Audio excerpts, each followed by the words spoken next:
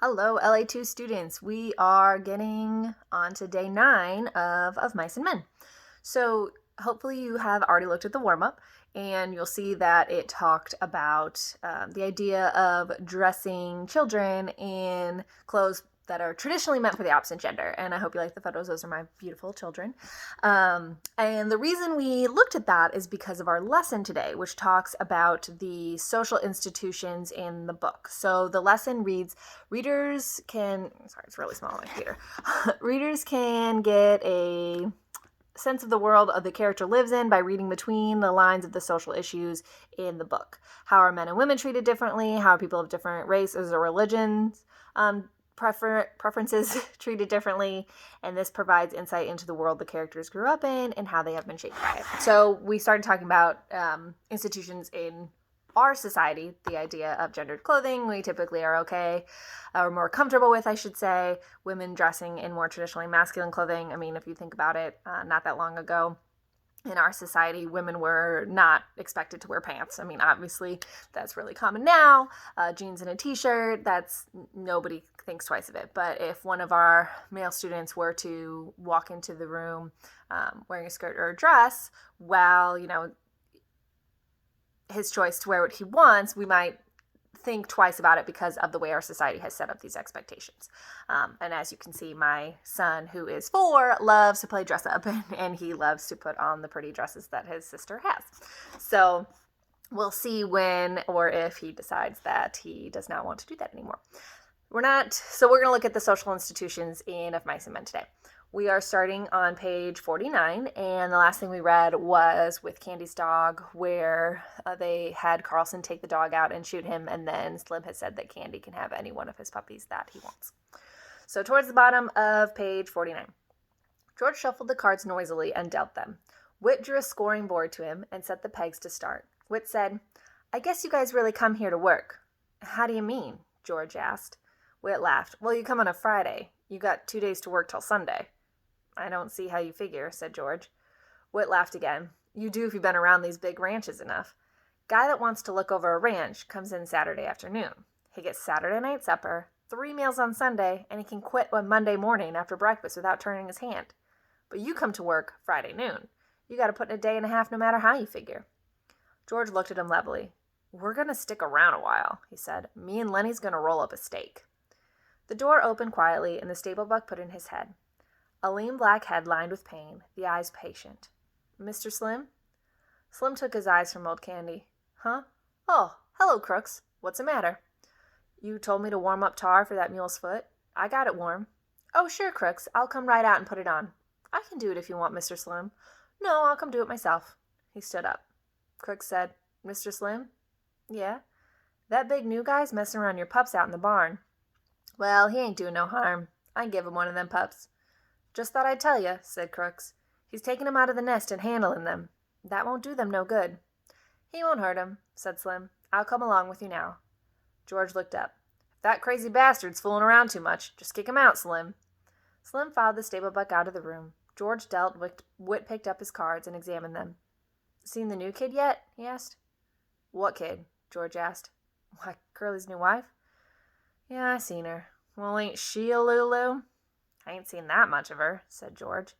Whit laid down his cards impressively. "Well, stick around and keep your eyes open. You'll see plenty. She ain't concealing nothing. I never seen nobody like her. She got the eye going all the time on everybody. I bet she even gives the stable buck the eye. I don't know what the hell she wants." George asked casually, "Been any trouble since she got here?" It was obvious that Whit was not interested in his cards. He laid his hand down and George scooped it in. George laid out his deliberate solitaire hand. 7 cards and 6 on top and 5 on top of those. Whit said, "I see what you mean. No, they ain't been nothing yet. Curly's got yellow jackets in his drawers, but that's all so far. Every time the guys is around, she shows up. She's looking for Curly, or she thought she left something laying around and she's looking for it. Seems like she can't keep away from guys. And Curly's pants is just crawling with ants, but they ain't nothing come of it yet." George said, "She's gonna make a mess. There's gonna be a bad mess about her. She's a jailbait all set on the trigger. That Curly got his work cut out for him. Ranch with a bunch of guys on it ain't no place for a girl, especially like her." Whit said, "If you got ideas, you ought to come in town with us tomorrow night." "Why, what's doing?" Just the usual thing. We go into old Susie's place. Hell of a nice place. Old Susie's a laugh, always cracking jokes. Like, she says we didn't come up on the front porch last Saturday night. Susie opens the door and then she yells over her shoulder, "Get your coats on, girl. Here comes the sheriff." She never talks dirty, neither. Got 5 girls there. "What's it set you back?" George asked. 2.5. You can get a shot for 2 bits. Susie's got nice chairs to set in, too. If a guy don't want to flop, why, he can just sit in the chairs and have a couple or 3 shots and pass the time of day, and Susie don't give a damn. She ain't rushing guys through and kicking them out if they don't want to flop. "Might go in and look the joint over," said George. "Sure, come along. It's a hell of a lot of fun." Her cracking jokes all the time, like she says one time, "I've knew people, if they got a rag rug on the floor and a Cupid doll lamp on the phonograph, they think they're running a parlor house." That's Clara's house she's talking about. And Susie says, "I know what you boys want." She says, "My girls is clean," she says, "and there ain't no water in my whiskey." She says, "If any of you guys want to look at a Cupid doll lamp and take your own chance getting burned, why, you know where to go." And she says, "There's guys around here walking bow-legged because they like to look at a Cupid doll lamp." George asked, "Clara runs the other house, huh?" "Yeah," said Whit. "We don't ever go there. Clara gets $3 a crack at 35 cents a shot, and she don't crack no jokes. But Susie's place is clean, and she got nice chairs. Don't let no goo-goos in, neither." "Me and Lenny's rolling up a steak," said George. "I might go in and set and have a shot, but I ain't putting out no 2.5. "Well, guy gotta have fun sometimes," said Whit. Okay, so we have a couple of things going on here. First, we meet the stable buck, and we have heard him referred to before. He is the only black character in our novel, and he is the one where we have seen the racist language to refer to him as. So far, we've only seen it used as a descriptor, which was common in the 1930s. And this is our first interaction between 2 characters. And we see Slim and Crooks, as they call him, talk. We can see that there is a level of respect on both sides. Slim does not talk down to him, and even when Crooks offers to take care of the mule's hoof himself, Slim's like, "Oh no, I'll come and do it." So we get a little bit of a sense, while because he is black and we're talking about the 1930s and the Depression, he certainly is not at the same level as the other men, but we don't see them outright mistreating him at this point. Then we talk some more about Curly's wife. So Whit and George start gossiping a little bit, and Whit says, "Seems like..." Well, I totally lost my page there. Hold that thought. "Seems like she can't keep away from guys." So Curly's wife is literally the only woman on this ranch. So it would be impossible for her to keep away from men if she wanted to ever talk to another person. But the boys don't really see it that way. They see it as she kind of putting herself out there and flirting. So she's portrayed negatively as someone who can't control herself. She can't stay away from guys. They kind of put her on there as she's causing trouble. And that's one way we can see how they view women. Again, we don't know her name. We will never know her name because she's not considered important, even though she actually will play a large role in our novel. Then we have George says she's going to make a mess. There's going to be a bad mess about her. She's a jailbait all set on the trigger. This makes it sound like if something goes wrong, Curly's wife caused it. There's no mention of the men's behavior. In order for her to cause a problem, I mean, some people can cause problems on their own, but if she were to actually do anything with any of the men on the ranch, the man would also have to be involved.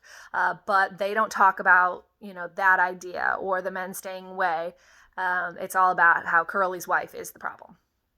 Then Whit says, "Hey, you should come out this Saturday night," and talks about going to the parlor house. Now, in the 30s, the parlor house would be a place that men go to be with women, and they pay for it to have some fun, and I will let you make your own conclusions there. So that's something Whit says, guy gotta have fun sometimes. Women are just viewed as a good time. They're not actually treated as equals. None of these men discuss wanting to meet a woman, wanting to get to know, meet a woman in a relationship sense, or wanting to get to know a woman, or wanting to be married. That's nothing that we ever get any sense of in this novel. They are only seen as a problem or a good time.